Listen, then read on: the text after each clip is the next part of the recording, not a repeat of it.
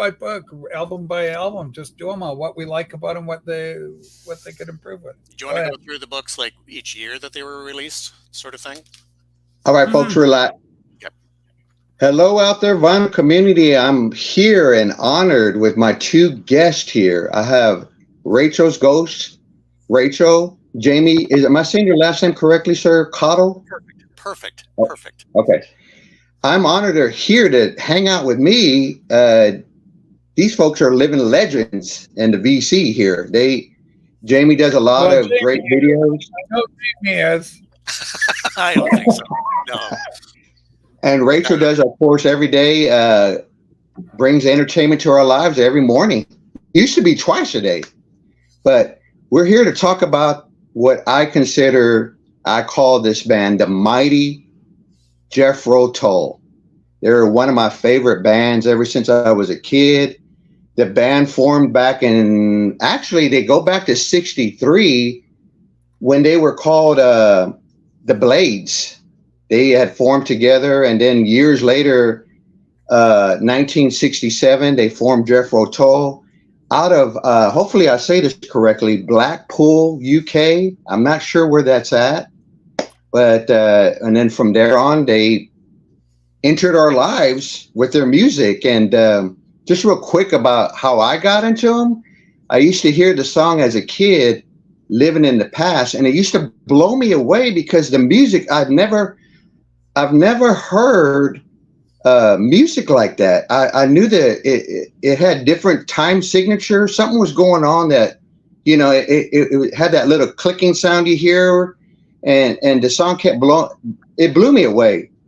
And so one day, long story short, I was in a pawn shop, and my mom didn't make very much money, and she had an 8-track player, and I found an 8-track, the best of Jethro Tull. Once I found out who the song was, and she bought it for me. And that's how my journey began, listening to Jethro Tull on 8-track. Wow. So, folks, before I turn it over to some of my guests here, I just want to say a few housekeeping rules. Just be respectful to everyone here. I'm very appreciative to have these folks come up here and join me, and for you to be out there. And it's just a lot of fun. Like I said, one of my favorite bands. Just be respectful out here. I don't really get into timing out people or banning people. I'll just pretty much ignore the comments, but I don't think that's going to be a problem here. So, my guest, who would like to speak next, please? Jamie, take it away. You got. All right.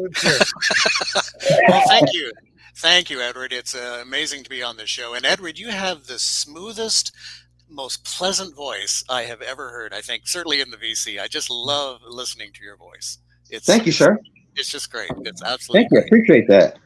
So, Jethro Tull, what is it about this band? What is it? Is it Ian Anderson and the flute? Is it Martin Barr on guitar? What is it about this band? I don't know. To me, it's folk, it's rock, melding at its finest. For me, I got into this band actually quite late. I was aware of Aqualung and heard the songs and Locomotive Breath, but for me, I didn't get into this band actually until, if I'm pointing in the right direction there, Crest of a Knave, which came out in '87. And when that album came out, and that was kind of Jethro Tull back at it. They hadn't released anything for a while. Ian Anderson was having his throat issues and whatnot.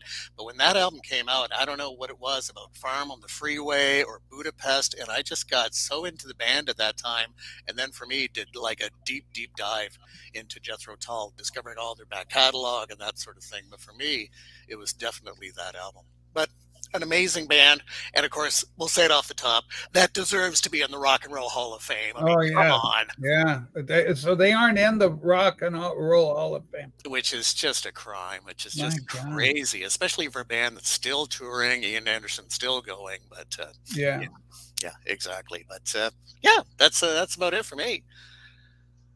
How about you, Rachel? Okay, and for my end of things, it's 1973. Bungle in the Jungle is released on War Child. I don't have War Child, and this is why I really wanted Jamie to be here. Jamie, I think you have all of them, don't you? You have the whole series. In terms of the books, I don't have all the albums. I don't. No, but you got all the books. Wilson. Yes. All right. So you're really important to this thing.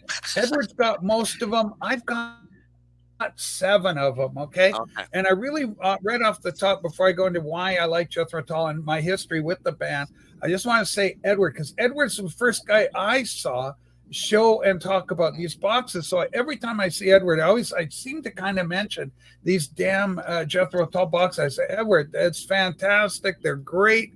And I was late to buying the boxes. And so it's playing catch up. And now the prices are getting crazy. Yeah. And so I'm telling you, kids, get them while you can because they go out of print for a while. Thick as a Brick got a reissue. So thank God for that. It came back. As soon as it came back, I bought it last year. But right now I'm missing a number of them. And you're going to find out which ones I'm missing just by virtue of Edward and what Jamie are showing.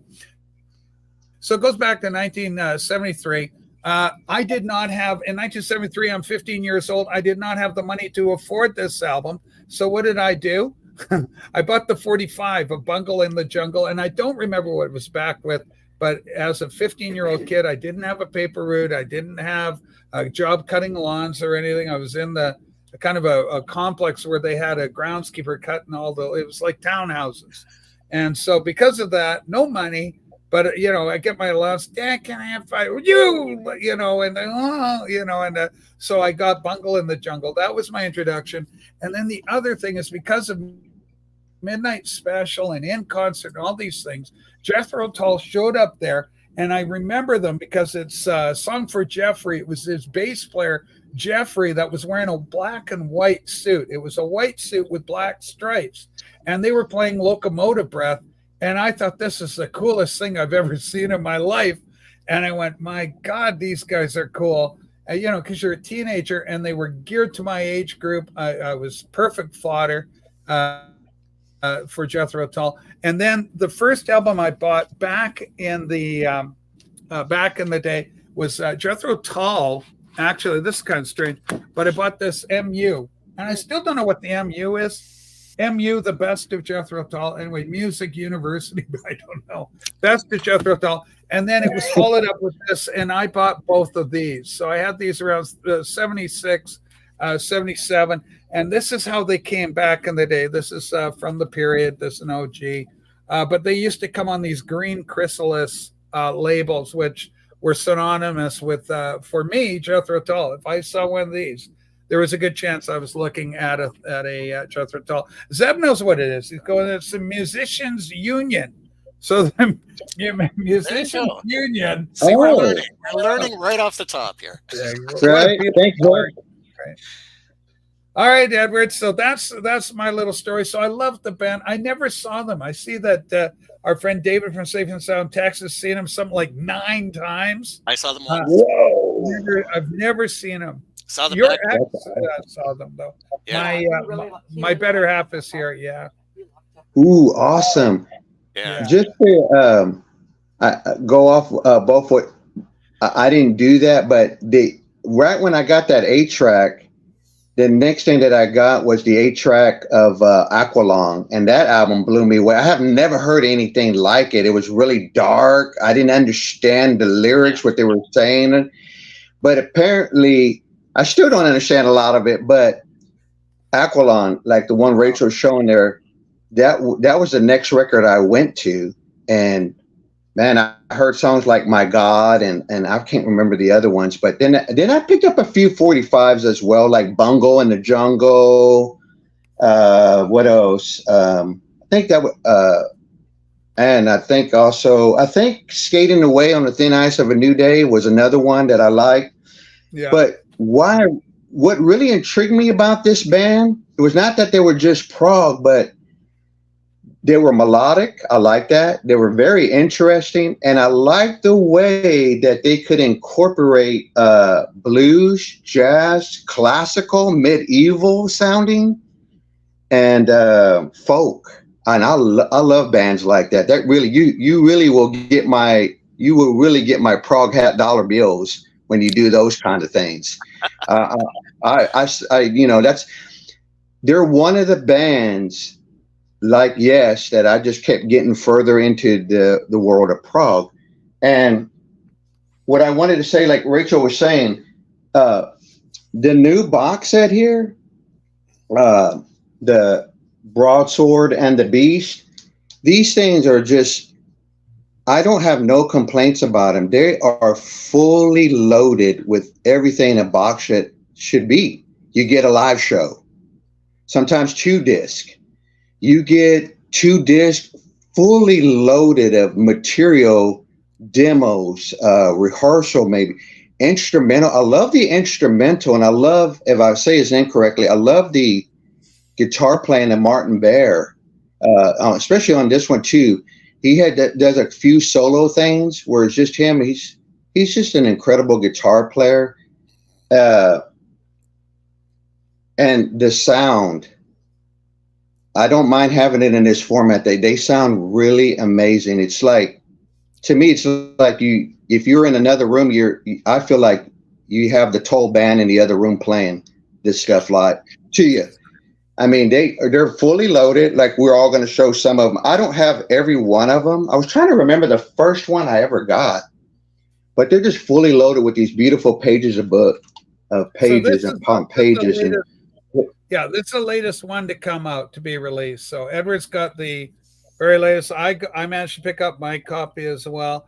And I didn't want to do this program until at least I got the latest one. Now, Jamie, hold your... Yes, it's at the bottom of my pile. Everybody hold the darn things up. You know, you get an exciting thumbnail out of this. But I want to say, with this little protective thing. Go ahead, Jamie. I want to say I saw Jethro Tull back in 1993, Rachel, at Canada's Wonderland near Toronto. Oh, okay. Ooh. Guess who opened for Jethro Tull? This is part of Jethro Tull's 25th anniversary. Any guesses who opened for them? Okay. Who opened for Jethro Tull? I'm going to say Guess Who. The Guess Who or... No, UK band. UK band. A UK band for Jethro Tull. Yeah, it was Procol Harum. What? Oh, what a double bill, eh? Yeah. Oh, my goodness. Scary Breaker. Hold them up, gents. Let's all hold them up at the same time.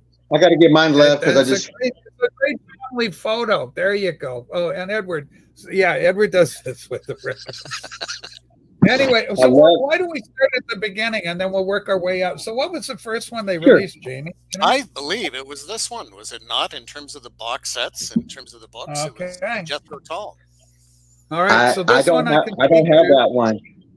Okay. Now you're fortunate, Edward, because they just reissued it last year. So you should be able to go on Amazon or something. If you do want it, it's accessible. It's ready to go. You've got the first pressing that they did on this. No, I do not. I do not. Oh. Full confession, I didn't pick this one up initially because there's a good reason for that.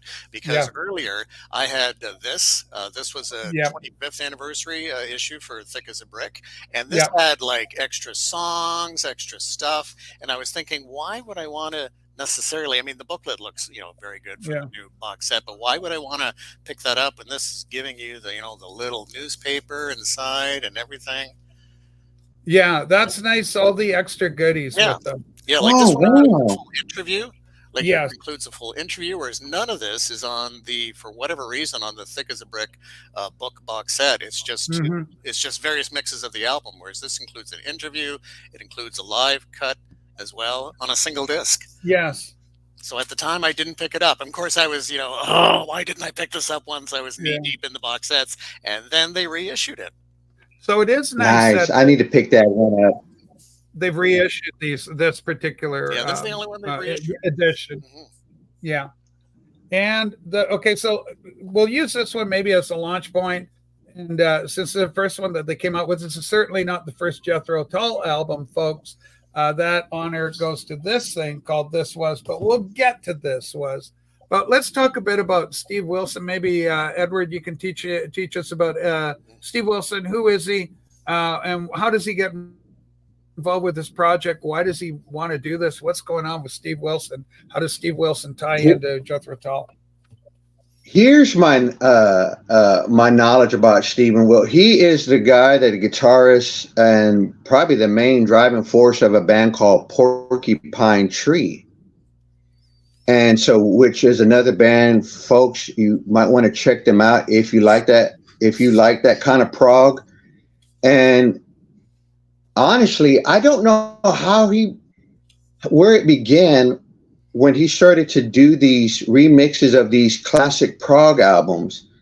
I think he felt like some of them, like the Jethro Tull, not Genesis, Emerson, Lake and Palmer, the Yes. I felt he probably felt like, from what I understand, that there was still stuff buried in some of these albums that needed to, like an attic, and you want to turn on the light, but the light doesn't really light up the whole attic, so you put on more lights to light so you can see and hear or whatever.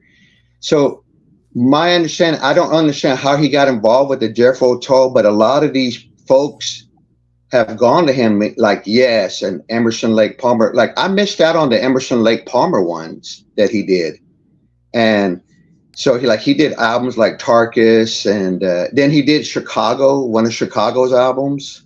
Really? So that's my knowledge about him. I haven't read enough about how he, because I know that here's my thinking, that I know that some of these guys could probably be a little bit like, I don't really want you touching our album, like the way Keith Richard was to a certain guy that wanted to do the Rolling Stones Exile on Main Street. Just don't change, they like, don't change something, that don't make it un-Exile on Main Street. But these folks, these prog bands are letting him do this, and I really think he's been doing a phenomenal job. That's my take. So maybe Jamie might have some more info. No, I totally agree. He seems to really now be the go-to guy for all prog reissues. If they want to do a remix, he is the go-to guy. He's all the albums and everything. It's just incredible. Yeah, this and is interesting. Yeah, go ahead, Rachel. I just want to say Steve Wilson indirectly affects this situation. He goes in helping XTC do 5.1 Atmos transfers of some of their catalog. He gets the original master tapes. While he's in there, he finds the English settlement master tapes, and out of that, they were able to, Andy Partridge on Ape House label, little monkey there, Ape House, was able to do this 2-album set with a CD included with it. Fantastic. There's a companion volume also for Skylarking for the great XTC. But Steve Wilson, we have this deluxe edition because Steve Wilson found, while he was working on XTC for 5.1 release, was able to get this. So really influential guy. And I think Edward's quite right, or Jamie, that he's the go-to guy for a lot of this stuff. Of course, the Yes box set, he remixed that. And coming up in, I believe, November, there's going to be a deluxe edition of the Yes album coming out. Steve's hands are all over that thing. It's going to be a combination of CD, DVD, and the LP itself. So again, now this is ground floor, so you might want to get, if you're a Yes fan, they're my second favorite band of all time. I'm tempted to do it because it's quite the deluxe edition. You pay for it, but it's got a lot of content there. So maybe if you're a Yes fan, you might be into that. All right, so let's talk about these things then. So I agree with Edward. The sound is fantastic, and it's got all that good stuff. Your definition, your sound staging, the highs, the lows, the low end. Very typical of most of the modern remixes is that they're bringing the low end, the bass and the drums to prominence in these mixes, and the vocals are still very centered. You can get them all. This is, interestingly enough, one of the thinnest of the volumes. It's just a 2 CD set. That's all that's offered. But what's nice is that the original album came with this newspaper. It was all kind of a concept album based on Little Milton here. Well, Milton's just part of the story, but it was done like a newspaper, and they've reproduced it nicely here in the volume. All that old yellow kind of review. And I like that. And it's so tongue in cheek too. That's what I like about their lyrics. There's Little Milton right there. Like, everything is so thorough and so tongue in cheek. And well, there's the English humor from Jethro Tull, and of course the band is quintessentially English. I know that because when I was looking up on the Wikipedia about kind of where they're based, what part of England, I guess they're from Bedfordshire. Which is kind of like next door to Northamptonshire, which is next door to Oxfordshire It's all in that little middle of UK kind of thing. Throw a dart, you tend to hit it, because it's in the middle of England, just north of London. But okay, so anyway, thumbs up on the first one, reissued. This one is available. You can go to Amazon. All of you, anybody wanting to get on board with this series, it's not too late. And before I go too far, I got to tell you, they look amazing when you line them all up. It's a real treat, a visual treat for your eyes as well as your ears. And this is why this series really has a lot going for it. Okay. And Rachel, my Instagram post when you saw the book was actually from your inspiration. You'd mentioned on one of your podcasts, on your TV show, that you should take your Jethro Tull books and line them up. And I thought, well, I can do that. Well, I mean, it just lends itself to it so naturally. Okay, so the first one was Thick as a Brick. Great album. One of probably, how do you rank this? I'm not a person that ranks or says this is the best.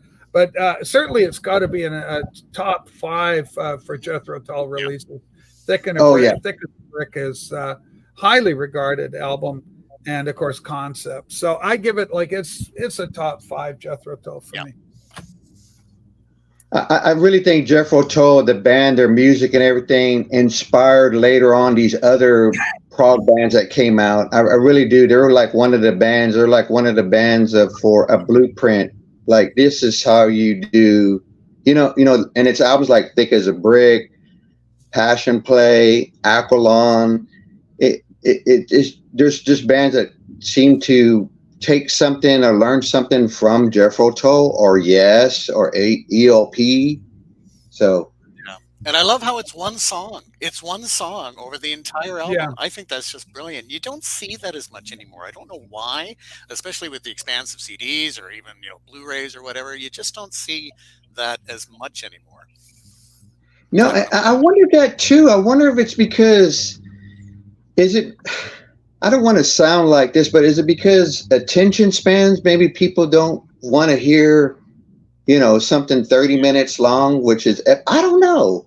I wonder that too. I don't mind sitting through these albums. Like I said, I go back to them. I listen to them over and over, and it's just like I'm listening to something new again. I don't think any of their music is like something dated to me. Yeah.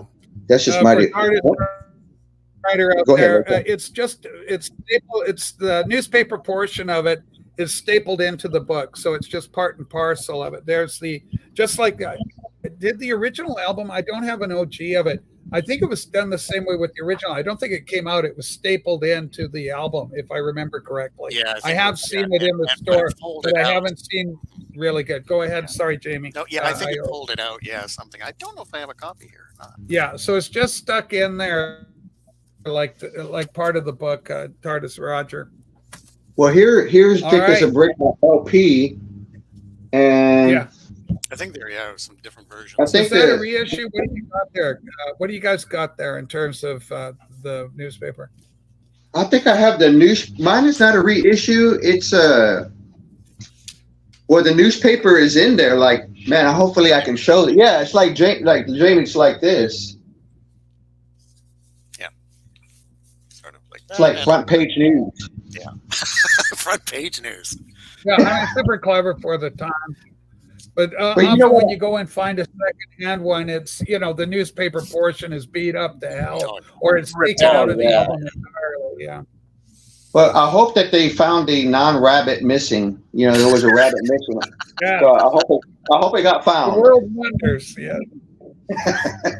But anyway, yeah. Usually when you find this, it's ripped to shreds, or it's we've already seen those. So. So what was Jamie? What was the second one that came out? Well, in terms of the releases, I've got 2 that came out that are copyrighted 2014. So I'm not sure which one came out first, but these are the next 2 in the series. Oh, okay. We got Passion Play and War Child. Yeah. And it's interesting on the back. I don't know. Does any of you have copies of these? I don't have either one of those. So I missed out. Now, Passion Play is great. Passion Play is probably of the two albums. Passion Play is the most interesting of them, I think, despite Bungle in the Jungle being on War Child, which is my introduction to the band as a collector. Yeah, exactly. Okay. But they have a strange copyright on the bottom of these. It says, it doesn't say copyright 2014, it says copyright 2104. And I don't know. And they're on both 2104. It is fine on the discs, it's fine in the booklets, but on the bottom, I don't know if you see that, Edward. It's in really tiny print, but it says 2104. Yeah, what's up with 2104? I don't know. I missed out on the War Child. We'll get to the Cottle. I missed out on the War Child. Yeah. I wish I didn't. But when I went back to go trade for it, it was sold, and I was like, oh, well. But I did want to mention this while we're talking about these two, Passion Play and War Child. I just saw an announcement the other day that Ian Anderson and Steve Wilson are working on what they call War Child 2. Okay. So we'll see what that's going to be about, but it will definitely get my cash towards it.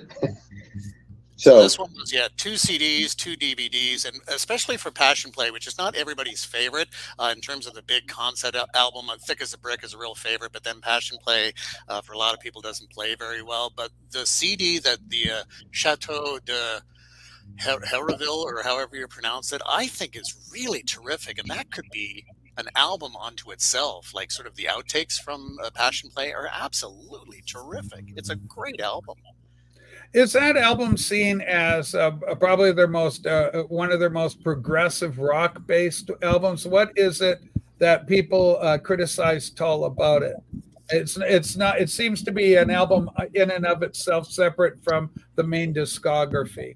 Yeah, I think that I think it's fair. It's not an easy album to access, if you will. Whereas something about Thick as a Brick drawing you in, where Passion Play doesn't quite do that. I think. I don't know about you, Edward.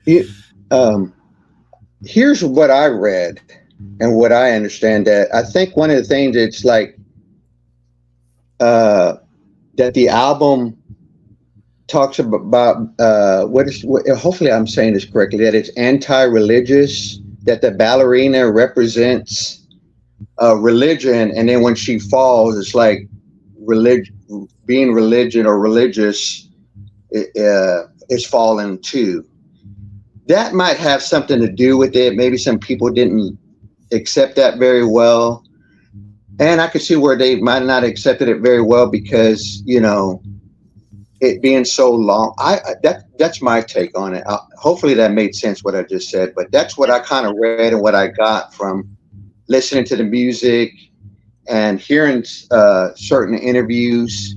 So yeah, I think that's fair. It makes sense. I don't know if the religious crowd would have understood it because it's a metaphor, it's symbolic. So what the ballerinas, what that's a church, sort of thing. Like so to me, kind of over their heads, right? Yes, thank you, Rachel, for helping me with that. Yes. And maybe, because we had Thick as a Brick, and then with this coming out, maybe for some people it felt like it was a bit too much. Just get back to some songs or some more structured songs that way. I don't know. It's hard to say. And where that makes a lot of sense. Yeah. So those two were released in the same year, 2014. These books, yeah. Where does War Child sit in relation to Passion Play in the chronology or the discography of the band? Do we know, folks? I know War Child played 73, 74 for War Child. I had that damn 45. And I mean, talk about commercial album. This is the one. I mean, Bungle and Jungle, arguably their most commercial hit that they ever put out. Just catchy, silly. It's kid friendly stuff. But, well, it says Passion Play 73, War Child 74. So okay, that seems to be the order. I missed out on War Child. I like a lot of the bonus stuff that is on it that I read. I'm familiar with some of it. Some of the stuff I have like on, what do you want to call it, burnt CDs. What do they call those things? Burnt CDs? Yeah, burnt CDs. There's your codpiece, kids. Dip up them. Was curious about the codpiece for Ian Anderson. Yes. A guy used to tell me at a record store, he used to make me some of these CDs, and he goes, "Remember, call them Italian imports." Love it. I said, "Okay."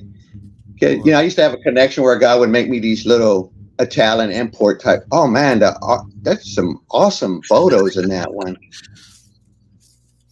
War Child. Yeah.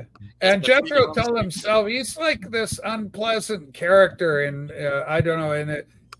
What's his name? Charles Dickens or something? The name Charles Jethro Tull, they got it from some sort of, I don't know which one. But, so one of these classic works of fiction. And he's an unpleasant kind of fella. So Jethro Tull is not an individual. So the band's pronouns, I'm not too sure there, Roger. But Ian Anderson's always been the main source. He's the leader of the band without dispute in that regard. And of course, like so many of these bands, they've fragmented in recent times. So you've got Martin Barr running around with an Ian Anderson sound alike, even down to emulating the very peculiar gestures of everyone's favorite flautist. Okay. And and I don't particularly enjoy that aspect of it. I didn't particularly enjoy it from Ian himself, actually, because I like my rock and roll to be kind of cool. They have such a cool sound that the silly kind of all this kind of thing kind of detracted from the appeal of the band for me. But hell of a codpiece there, Pip-Up.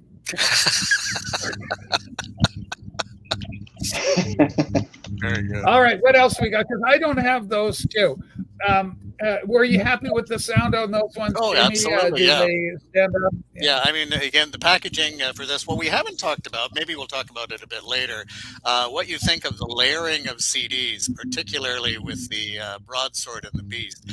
I'm not a huge fan of this. You're right. But I'm so sorry, Jamie. I just Roger's correcting me. He's going, Jethro Tull, a real person, an agriculturalist. He was an I think you're confusing him with Uriah Heep. That's exactly what I was doing. That's right. I was confusing him withUriah Heep. You're so right about that. Okay, sorry, Jamie. That's okay. That's fine. Absolutely. And just what you think about the layering of the CDs and DVDs. Now, of course, in some of the other box sets, they'll put them in individual sleeves. But in some of them, there's 3 CDs layered like this, and I find them a little tricky to.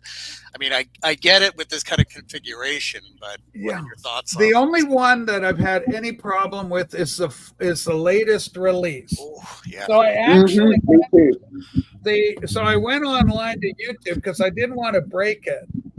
The latest one with the 3, and it's got these 2 little tabs, and the trick is you got to pull down, press down and down with it, and then it pops out. Okay. But it takes a little bit of work to do. Yeah. Wow. But yeah, I just wish they would do them individually through them. I don't know. You can't force it. They come up easy once you learn the technique, and you got to finesse with it. So yeah, it's the only one this is the only one, and it's that I've had trouble with. The other ones, everything's gone very well, so they're easy to deal with. And then they do this side thing with they put some right inside. You get this little page here. Yeah. And that's very convenient. So but it's great. And Jamie, I recently bought a sound bar with Atmos capability. So I can take advantage now with the 5.1 and the Dolby Atmos sound, which is nice because I've been buying a lot of movies, etc. lately, which is another story. We'll tell it another day. All right. So what's next on the hit parade? Edward, you just had Passion Play. You missed out on War Child. Currently, War Child is available nowhere, kids. Yeah, and if you want it, I think I saw it going for $275 or something like that. Yeah. What I was going to say, reissue it. Wow. I was going to say that I agree with Jamie and you. I wish they would have. I was afraid to take them out and then 2 discs fly across the room, and I said, "Well, there goes $90." But I had to learn that technique, like you were saying, and I was like, what I wanted to say is, I'm not a fan of it, but I learned how to do it, and I really like it when it's individual, kind of like the way they did this on Arnett Coleman. They put it in a box, but they're all individual, and you just Yeah, That's just I my think they should have done that as well. I agree with you, Edward, because they certainly do it to some extent anyway. Even with this 8 CD set, the Monster Edition, they're calling the latest one, the Broadsword and the Beast. They're calling it a Monster Edition. So you've actually got 8 discs in all that you're playing with: Yeah. 3 in the front, 3 in the back, and then 2 that are in sleeves. And they could have just folded it out, done it that way, as far as I'm concerned. Yeah. Okay, what's next in the hit parade, guys? So I've got 2015 for these two. Okay. So Minstrel in the Gallery and Too Old to Rock and Roll and Too Young to Die, which is great title. Yeah, there we go. See, man, I missed out on these two as well. I missed that on Minstrel in the Gallery too. That one goes for like, I saw something like $345. Okay, wow. And this is a real fun one in terms of the DVDs, because here you get a lot of the film, like the television shows that they had created or the specials. So you get a lot of bang for your buck on this one. Yeah.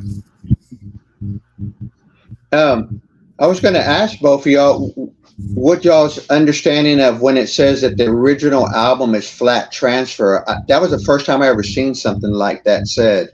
What is that really saying? Yeah, that's a good question. I don't know. So somebody like David might be able to, safe and sound Texas, if you're still here watching, you might be able to help us out with this. Flat transfer. It sounds kind of bad, but I like the flat transfer of the album. I just don't understand what that's really saying technical wise. But that was the first time I ever saw something say that, and I was like, flat transfer, what does that mean?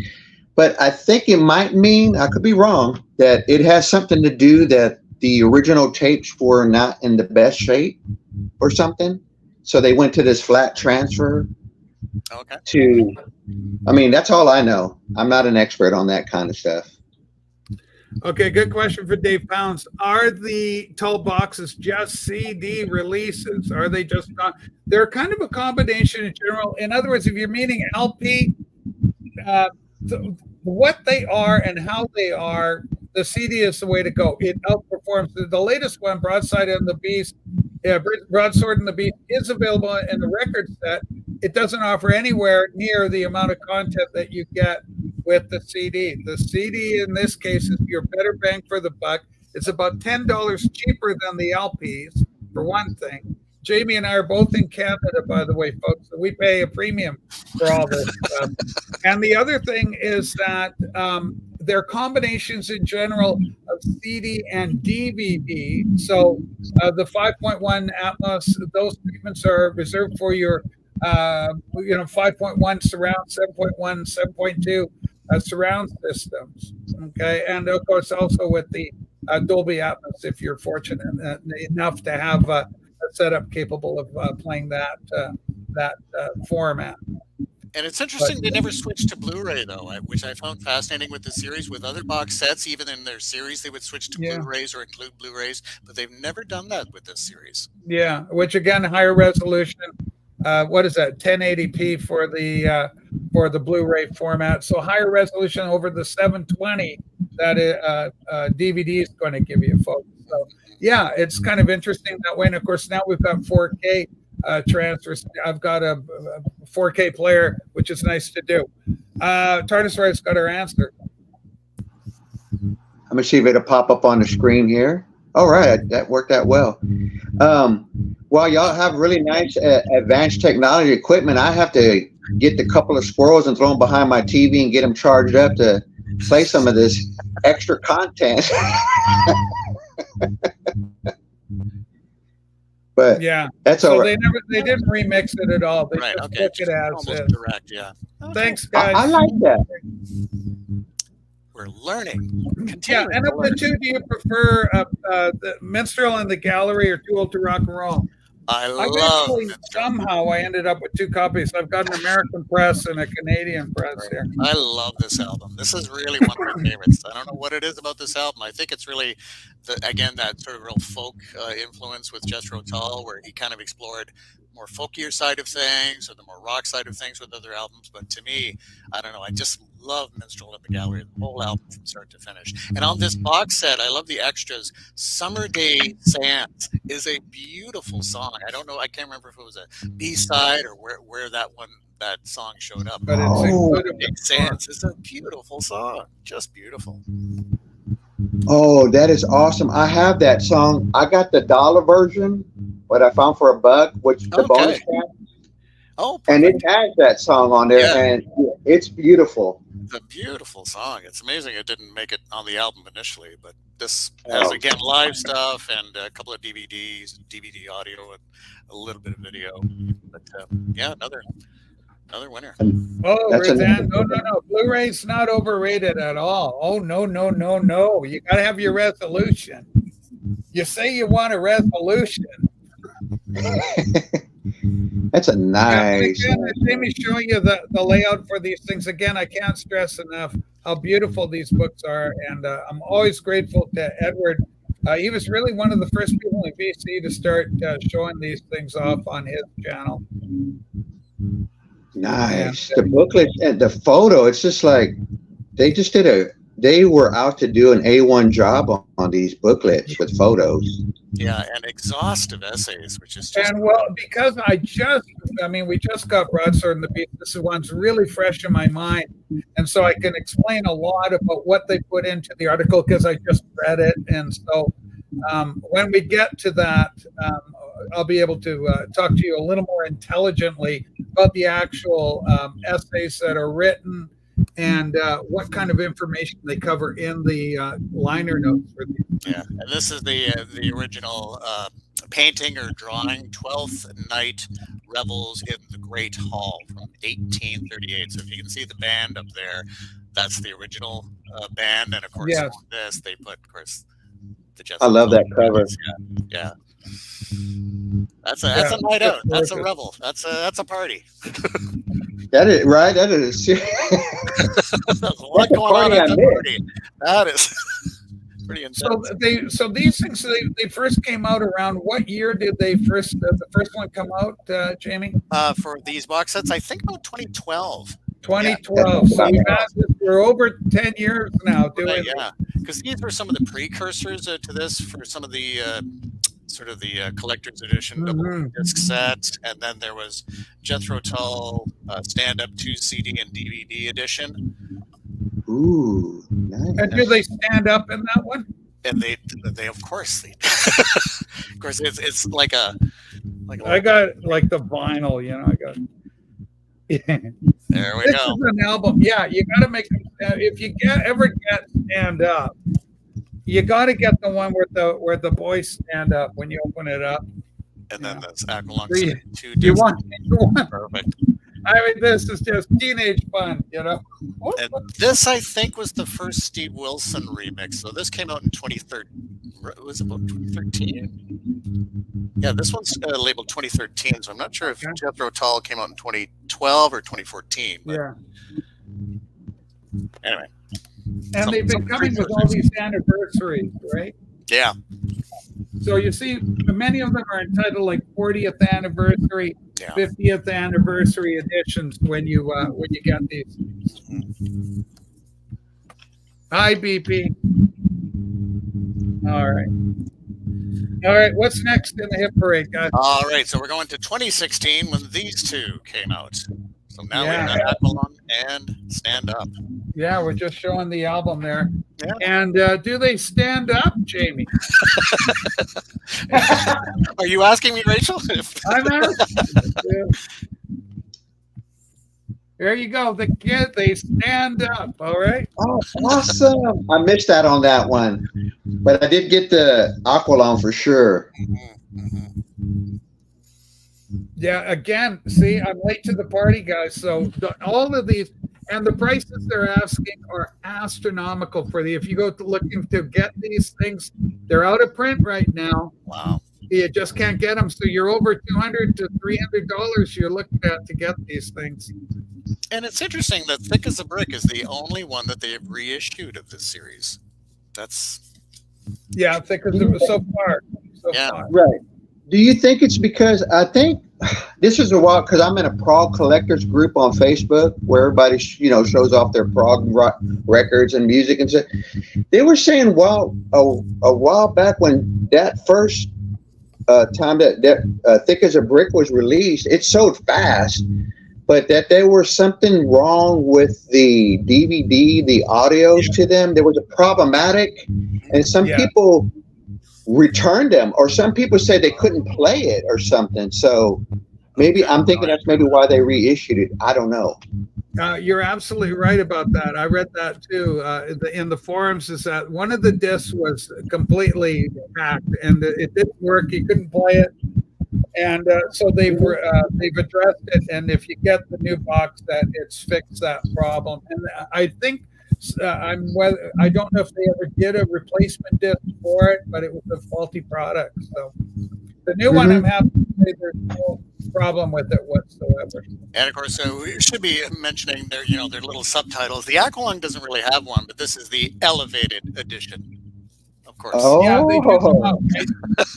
Yeah, like 40th anniversary Monster Edition. Monster Edition. 40th anniversary edition. Yeah. This one's the 50th anniversary edition. Yeah, the Virtual in the Gallery's 40th anniversary La Grande. 50th anniversary enhanced edition. And on it goes.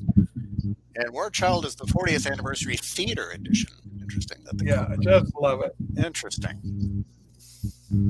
Ooh. All right. An extended performance. Edition. The elevated edition. All right, fantastic. So, folks, it does come with a little stand-up in there, and I like the care and attention to detail. This is one of the things you get with this series. You really won't be disappointed, and I can't recommend it enough. And if you think I'm shilling for it, you better believe it. I'm shilling like hell for these Jethro box sets. I never showed them to me. My eyes just got big as saucer. I said, holy crap, these things look nice. I got to get in on this. But again, it was like 2017. I'm not buying records till 2017. I took a long hiatus from physical media, got back into it, doing well. The records are coming fast and furious now. But same thing with these DVDs and the like. So this set came in, Edward was showing them, and then I started buying up what I was able to get. So nice. But when I first, I'm sorry, Rachel. I was going to say that the first time I saw those Jethro Tull box sets at a record store, I first, like you were mentioning how they look real nice. That's how I saw them, and I thought they were books. So I went up there and looked at them, and I was like, excuse me with my language, I was like, oh shit, what is this? And it's like all this extra stuff, and I was like, I got to go home. Like I was telling Jamie earlier, I got to go home. I got to trade for these because I can't afford a lot of the cash. So I went home and I started gathering stuff, and I that's what I've been doing, and it's trading for them. That's the way I get them. Yeah. Okay, what's next in the hit parade in the release party? 2017 Songs from the Wood, the country set. Yeah, a great album. One of the units were saying that's their favorite Tull album. Oh, nice. There you go. Very good. Love it. Yeah. Now for that one, I have to go old school. I have the album, but only on vinyl, so I missed out on that one. And another real kind of the folkier side of Jethro Tull with that album, but absolutely lovely album. Now, Jamie, does yours have the hype sticker on it? No, I don't recall. And that's been the thing with these box sets. For the most part, I haven't seen any hype stickers on any of them. I don't think this one is right on there, and I thought, well, I didn't like it at first, but I just lived with it. But wow, I'm afraid to peel it. There you go. No, I don't recall a hype sticker on this because I usually save the hype stickers. And it's not in the booklet or anything like that. So what are y'all's thoughts on that album? Is that like an album y'all give 5 stars to? Do y'all really? I mean, I love this album. I really love this. It's just phenomenal. It just blows me away. It's a wonderful album. Mm-hmm. Yeah, and Jamie's right. It's pretty folky, and it's the construction. The usual suspects are in place here. I guess I'd be remiss on a personal note. David Palmer later become D. Palmer. D. Palmer identifies as being intersex. What is intersex? Intersex is when there's a chromosomal anomaly. So you'll have an XY chromosome combination, but you may have an extra X chromosome, or sometimes, yeah, it's an extra X chromosome. It can create a number of difficult people. And there's obviously physiological effects from this condition. So David basically would be identified as transgender in the social sense, and did a transition. So David Palmer, longtime keyboardist and arranger for Jethro, did a lot of the arranging of the music. But if you get somebody with that skill, you've got a good band member. So Deep Palmer is part of the lineup by this time. No, thanks for that. Awesome. Okay. And this one comes with a nice 96-page booklet, which is just, like I said, I mean, when they made these, someone said, we're going to do this, like, to my opinion, right. We're going to make these where fans can look through them. Even a newcomer knew, if I was to recommend one of these to like someone that wanted one, if you could still get one, start with any of them. I don't think you'll be you will be disappointed with it. Yeah. So Edward, describe what the books are like. Like, what do they do with these liner notes in these things? Tell the kids what they do. It's like they give so much detail. They have interviews. They talk about the music, the recording. They even talk about like the time of the album and touring, which is really interesting. And it,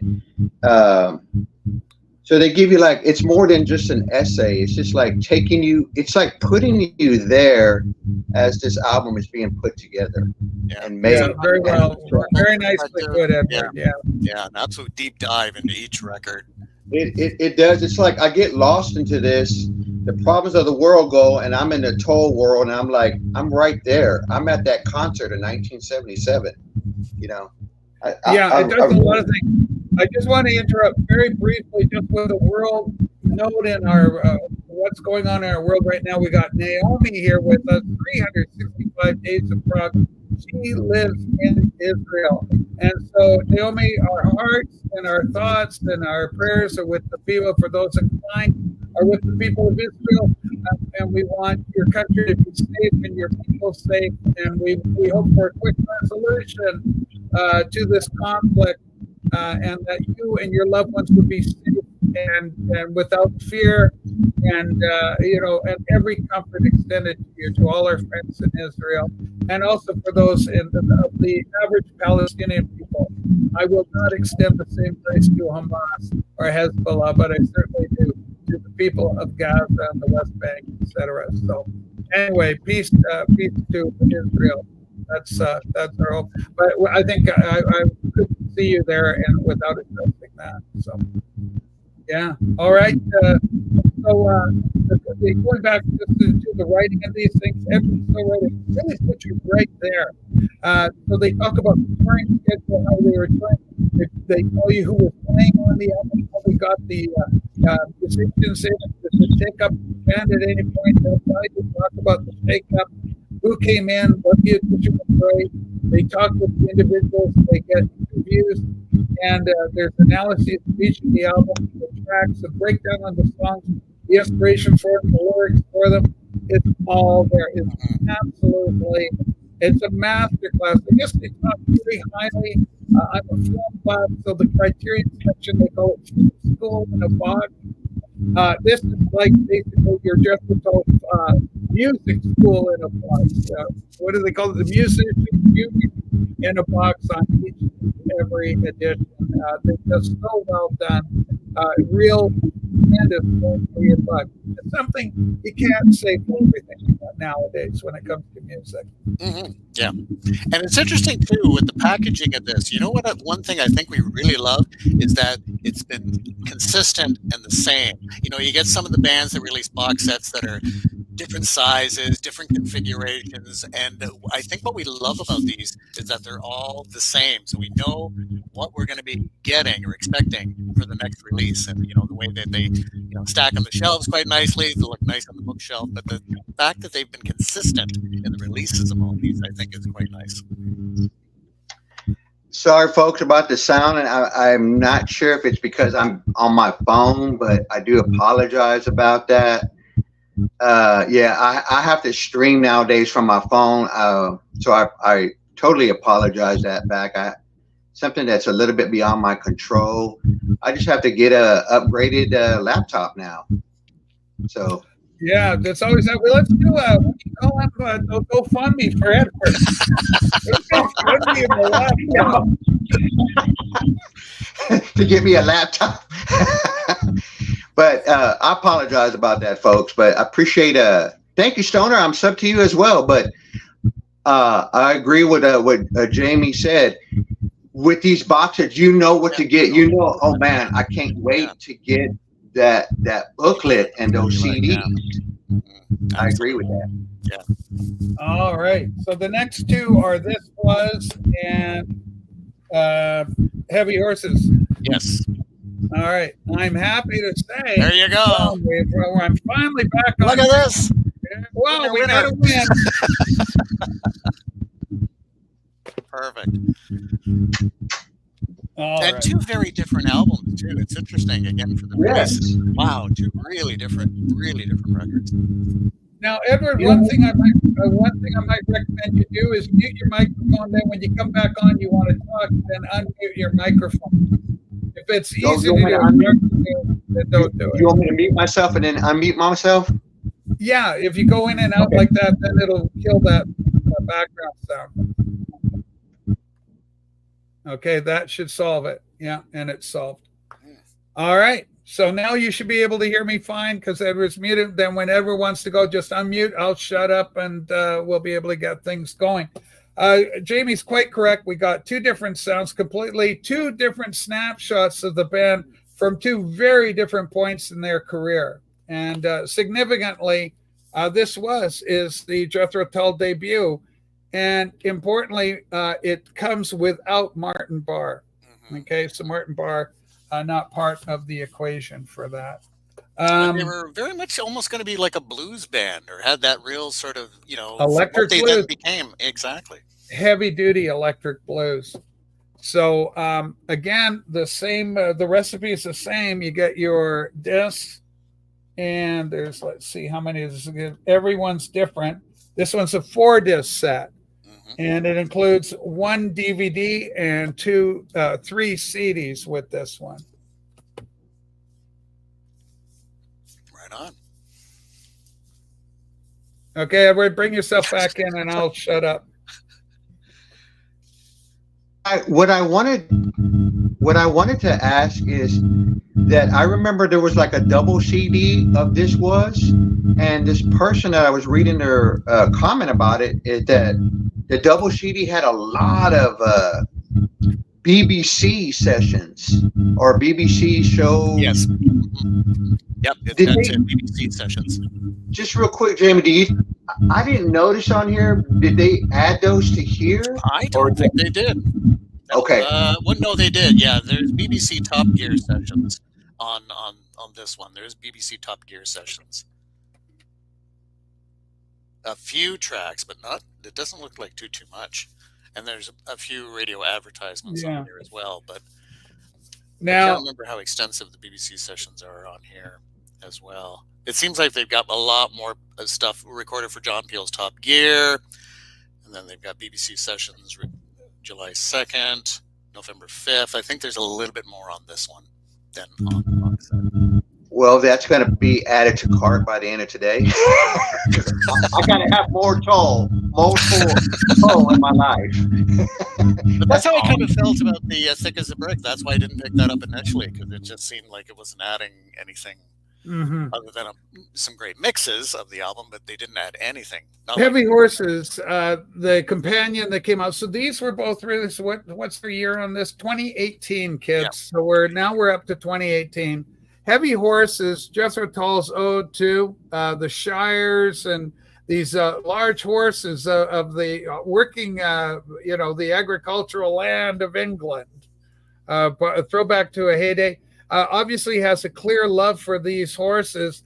The song will bring a tear to your eye. If you're in the right mood, you're the right time of night, and you play the themes from this, the eponymous title, Heavy Horses, it's just an amazing song. One of my favorite Tull songs because the sincerity and the affection for this breed of horse is very evident in the listening.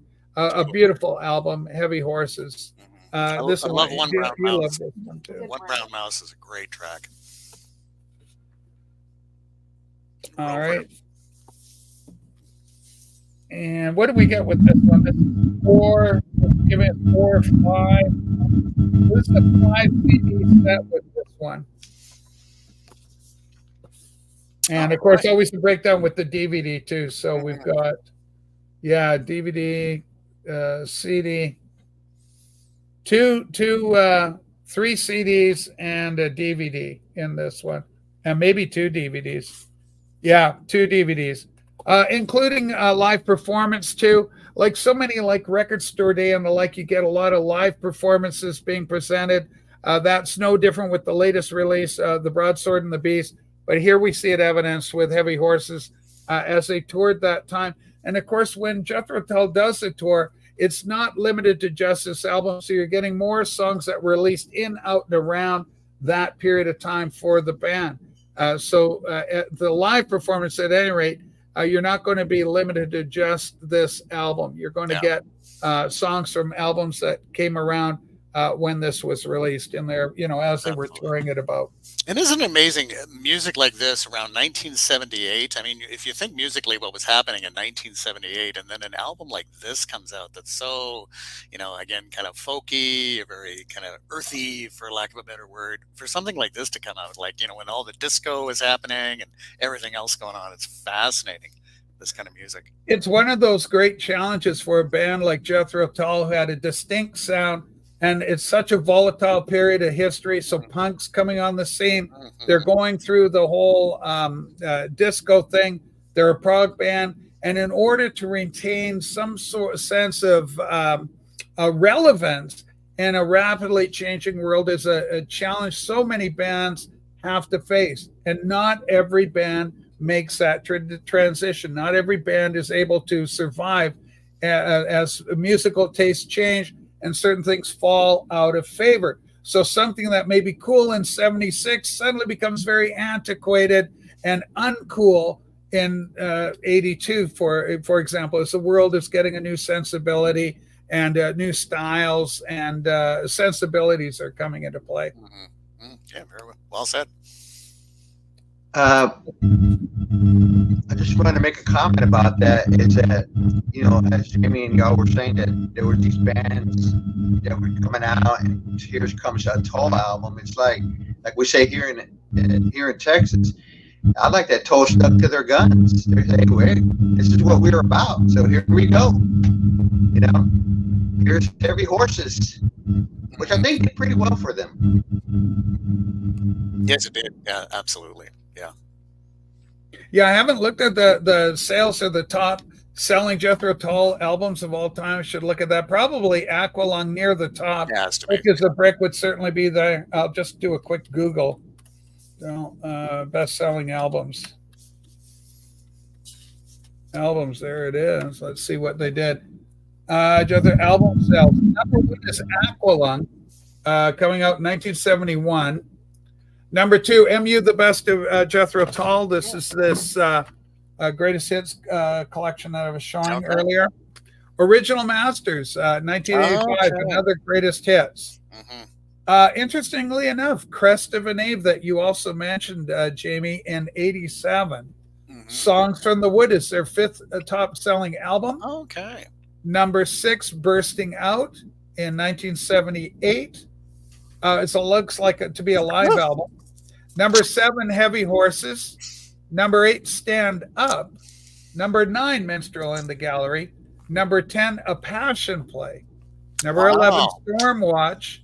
Number 12, War Child. Number 13, Benefit. Number 14, Living in the Past, which I've got a LP version here, Living in the Past. Oh, Thick fantastic. as a Brick coming in at number 15. The Very Best of Jethro Tull coming in at 100,000 sales. Number 16, Broadsword and the Beast. Number 17. Can we expect that to rise up the charts a bit with this reissue, right? Or will it? This is just what it was for its period of time. I'm not sure. And then Rock Island in 1989 coming in at 18. And number 19, the Christmas album from 2003. Okay. So there you have it. And I'll put a link here in the private, I guess, or I can do it here for everybody. Hang on, I'll drop it in. And that Christmas album's a great one, and I don't understand why that one is so hard to get on CD or like they just released it and then it just seemed to disappear. But it's a great, great album. All right. I agree. That is still on my one list. I don't mind, even if I have to find a cassette copy of it, I can play it. But that Christmas album is not on my list. Yeah. Okay. Next up, Jamie. Okay. It's the 40th anniversary Jethro Tull Stormwatch Force 10 edition. Force There you 10. Okay, this one we got. There we go. And Edward, you got that start? Yes, he does. There you go. Another one. There we go. So we all score on that one. Yeah, 1979 album. This is released in 2019. And what's it include? We've got a CD, 2 CDs. 4 CDs. My goodness. We've got 3 CDs, 4 CDs. Yeah, and 2 We've got a DVDs. DVD. Yeah. And we've got another DVD. So there's 6 albums in this one. Oh, What a great picture yeah. that is of Ian there. And I love this cover, just the detail on this cover. Sometimes some of the Jethro Tull albums, like Crest of a Knave, I've never really liked the cover. Like, I think it deserves a better cover. But the detail in this cover, I just think is outstanding. What I want to say about this cover is I'm a big fan of Marvel comics and this is like a villain in the Marvel comics. Oh, okay. I agree. This album cover. And my other favorite part is this killer looking polar bear. I don't know what he's about to do, but I just love the way he's like stepping out. Like, here I am. What are you doing to my ocean, to my habitat where I live? Because he's got this mean looking roar on his face. But I agree. This is an awesome album cover. Thanks again, folks, out there in the peanut gallery for being here. Appreciate it. I just want to say one other thing. Please subscribe to Jamie Cottle and Rachel's Ghost. Great channels. Highly recommended. And I really want to throw that out there before I forget to say, because I know I'm going to forget to say something, like, oh, shoot, I should have said that. I should have said that. Anyway, turning it back over to my guests. Okay, so, and again, keep in mind, folks, some of these are still available. Wherever you can find them, if you go down to, I don't know, God, wherever they're selling them, make sure that you're, if you see one, snap it up. You'll be able to sell it, if anything else. They do go up in price radically once they go out of print. They're gone. For the time being, anyway, they're gone. The only one we've seen return is Thick as a Brick, and I jumped on that as soon as it became available. I made sure to pick it up. Jamie, what's next in the hit parade? We're getting close, and then so that was 2019, correct? The last one in terms of release. Then we don't have anything till 2021, but then we have these two in terms. Okay. All right. Again, two very different records. I'm happy to say, I think this Alamode is still available. I think so. And Benefit is this is fantastic. This is just a beautiful. This is one of the best in the series as far as I'm concerned. Benefit, it's a strong album to begin with. This one here, their sound is starting to change really dramatically. This is Jethro Tull fighting to remain relevant with changing musical sensibilities. And so gone is a lot of the appeal to an earlier period of time, this magical English, bit of Renaissance medieval charm. The English countryside is replaced with a more futuristic look at things. So again, it's starting to sound very 80s. I believe the album is itself 1980. When this came out. And correct me if I'm wrong, the idea was that Ian Anderson was going to do a solo album, and it was going to be this. Correct. And the record yes, it was. This record company said, "Nah, release it as a Jethro Tull record instead." So and there's the LP iteration of it. But yeah, you're right. It was supposed to be a Tull or an Ian Anderson solo project, and it explains it all here: what was happening with it, how they put it together. What was going on with the band, and where they went from there. Mm-hmm. So, a la mode. Yes, and this I put down. It's not my favorite. This is near the. I put this down lower in the pecking order for my own personal preferences for Tull. And yet, for the sake of, it's not bad. It's just it lacks some of the inspiration, I think, of some of the earlier albums, and some of the appeal that draws me to Tull in the first instance is missing from this, in my opinion, right? So I would agree. Your mileage may vary. Just a quick nerd story. When I first saw that album as a kid, I thought I did. Like, because the way it looked, I'm like, is this Jethro Tull taking the stage? Is that what you're trying to say? But I didn't.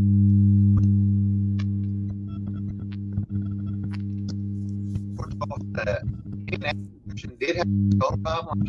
The name of it, that's a good record, in my opinion.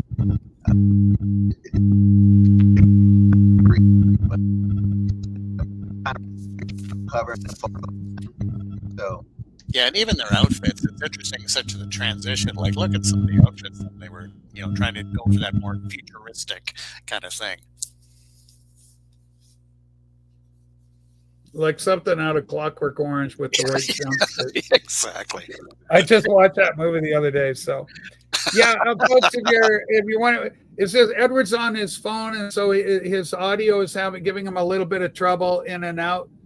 So what Edward was saying, as a young kid, I was able to make out that it looked to him as if this was the band preparing to take the stage. Therefore, he interpreted the thing as being a live album, which of course it's not. Although because it's what it is. Los Angeles Memorial Sports Arena live Tull is included here. So Edward just waited long enough for his vision for this album to come true. There is a live performance on here. So. Fulfilling Edward's vision. Edward's childhood fantasy. Exactly. Yeah, and let's talk Benefit of the two. I far prefer Benefit. Yeah, what a great album. Could you say that Benefit is really that sort of early transition of Jethro Tull, going from sort of the blues-based, getting into more of that kind of rock or folk rock thing? I don't know. Well, I mean, the big song off here for me is Teacher. With a tremendous bass line and just the way it moves along. It's absolutely top tier. One of my favorites. And so not only do I have it there, but I've got it on vinyl as well. Nice. It's one that, when you like these things.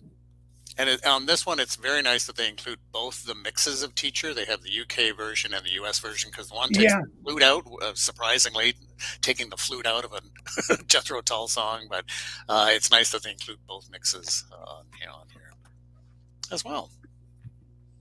And of course, and this one has 2 concerts on it. Disc 3 is live at Tanglewood in 1970, and then Disc 4 is live in Chicago. And then it's got 2 DVDs as well.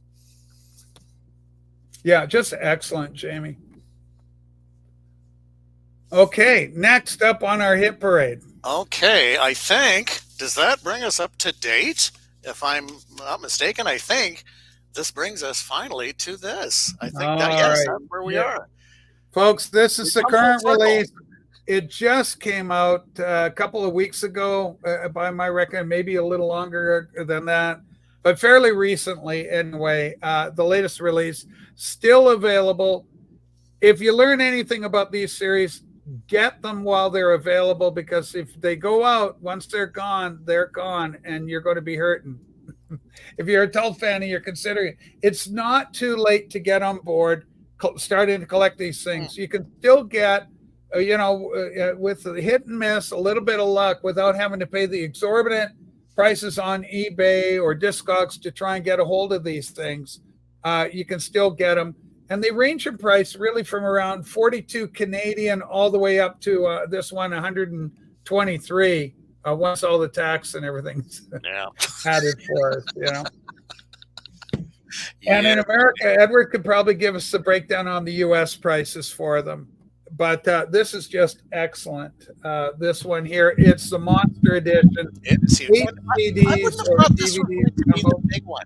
Would you have ever thought that this was going to be the one that had the most discs of all of the albums? That this one was going to be the big one? Whether it's because they had more material, there was more going around, they had access to more information to say, hey, there's a lot here we can add into it, so let's throw it all in. Certainly, it's not the biggest selling album. In fact, as we saw when I did the list, it was towards the bottom of things. But again, this is 1982, I believe, this release.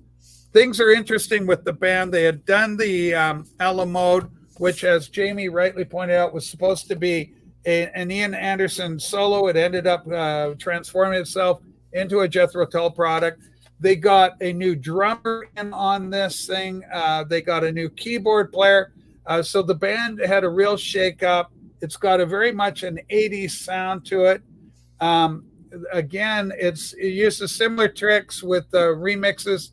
The low end is brought up. The drums are very pronounced in this thing.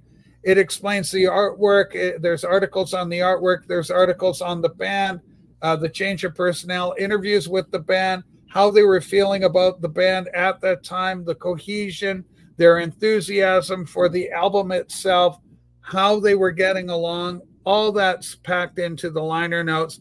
This is really you want to become an expert on the band. Jethro Tull, just invest in this series, and you can follow them through their lengthy career. They're still going. Last year, they came out with a new album. And of course, the personnel changes, the big fragmentation. Martin Barr, Ian Anderson, unfortunately, Barr puts the blame fully. There's the latest one, Rock Flute, from last year. Yeah, how is that, Edward? Do you like that? Do you want to tell us a bit about it?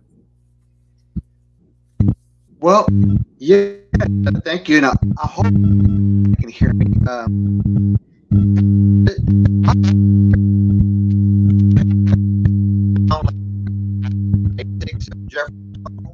A lot of folks may say that I appreciate having like a lot of the songs. One thing about Jethro Tull is that like Penis song, which sometimes is pretty much the whole. I'm so sorry, Edward. From my end, you're breaking up. Is he breaking up from your end too, Jamie? Yeah. Unfortunately, yes. Sorry, so unfortunately, because of the nature of things, we're not able to hear you as clearly as we'd like to, Edward. The kids are saying that it's not coming through. So Edward's saying the bonus tracks are the current release. USA goes for $79 plus tax, maybe $80.99 plus tax. So you're getting the idea from there. I think he said Jethro Tull. I think so. Yeah, I'm pretty. We're pretty sure that's what Edward said. Holy smokes! Well, I mean, this is good, man. We've been here for an hour and 18 minutes. We covered the whole series. I hope that on some level we've been able to encourage you and maybe, show some of the Brother Brian. He did say Jethro Tull. Thank you, What's the Brian. next one that's going to be released, or is there one? What are you looking forward to? And to me, it's got to be Crest of the Knave. Crest of the Knave, I'm yeah. looking forward to that one. But Yeah, is there I would one that love you're that. looking forward to? I would certainly, absolutely, Jamie. What I'm also looking forward to is, come on, folks at Chrysalis or whoever the hell's running the label these days, let's release, because as you know, like Jamie, it was so nice for me to witness your collection because it's so complete. And I got to give props to Edward because he's got most of them. But you can see there was a real period there, the 2018, 2017, 2014, all in there. There was nothing that I didn't have anything for that period of time. And it sucks to be me. Those things, you're not going to get them right now unless you're prepared to put some big money into it and, go eBay or whatever. So I'm not going to do that. I'm going to wait patiently. But here's something for all the companies. I do wish that they would do more like what these guys are doing and make sure that they, come in this nice, all the same size. Yeah, right? they're You all put them on consistent. the That's shelf. the thing. Yeah. They all match, like with my Beatles box sets. And folks, if you don't know Jamie Cottle, please subscribe to him. We call him the king of the box sets in the vinyl community. Thank you. That's very Yeah, nice. I know. I mean, it's well deserved.